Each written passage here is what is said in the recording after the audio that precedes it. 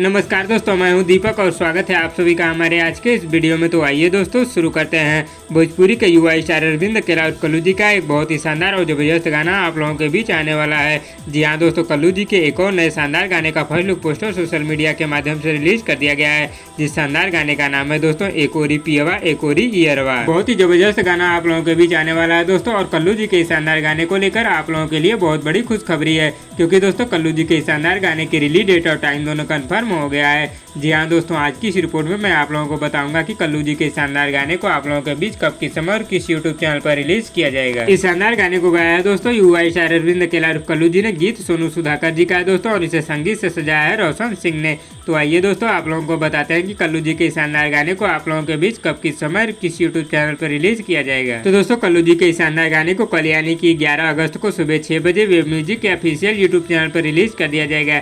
जी हाँ दोस्तों, कल्लू जी के शानदार गाने को कल सुबह 6 बजे वेब म्यूजिक के ऑफिशियल यूट्यूब चैनल पर रिलीज कर दिया जाएगा। तो दोस्तों आप लोगों को कल्लू जी के आने वाले इस नए शानदार गाने का नाम कैसा लगा हमें नीचे कमेंट बॉक्स में जरूर बताइएगा। और वीडियो पसंद आए तो लाइक करिए और इसी तरह की चटपटी खबरों की डेली अपडेट के लिए हमारे यूट्यूब चैनल को भी सब्सक्राइब कर लीजिए। धन्यवाद दोस्तों।